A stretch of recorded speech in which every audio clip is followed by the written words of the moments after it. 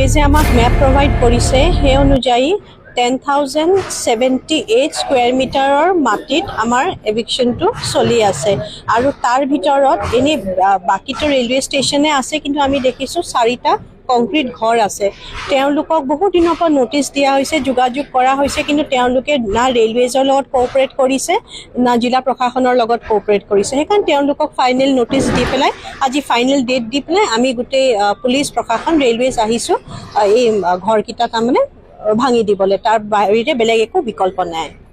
এতিয়ালৈকে কিমানটা তেনেকুৱা ধৰণৰ ঘৰ নহয়, এই পইণ্টটোত 4টাই আছে, কিন্তু আমি দেখিছোঁ যে railway has there on agenda. তেওঁলোকৰ যি এভিকশ্যন কৰিব লগা পইণ্ট আছে সেইখিনি পাছত আমাৰ লগত শ্বেয়াৰ কৰিব। কিন্তু আজিৰ ডেটত, আজি 23 তাৰিখে আমাৰ এই পইণ্টটোৱে আছে, কোকৰাঝাৰ ৱাৰ্ড নম্বৰ 5ৰ আমাৰ এই 4টা ঘৰে আমাৰ আজি লিষ্টত আছে। ডকুমেন্টেশন আছে, তাতে 10,078 স্কোয়ার মিটার মাটি আছে।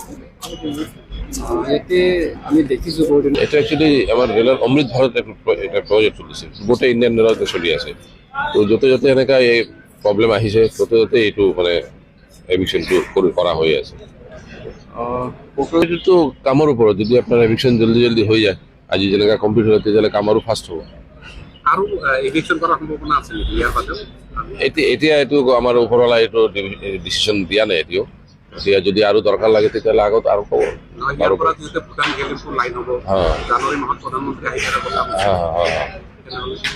এতিয়া তেতিয়া ডিচিশ্যনটো তেতিয়া ৰ'ব। এতিয়া আমি আমাকতো পঠোৱা হৈছে এইটো কাৰণে, আমিতো এইটো পুৰা ডিচিশ্যনটো আমি ক'ব নোৱাৰিম। এতিয়া আমাৰ ওপৰৱালা এইটো কেনেকৈ কি ভাবিছে, কেনেকৈ কি, আমাৰ মালিগাঁৱতো হেডকোৱাৰ্টাৰ আছে, ডিভিশ্যনৰ হেড অফিচাৰবিলাক আছে, সিহঁতে এইটো ডিচিশ্যনটো ল'ব।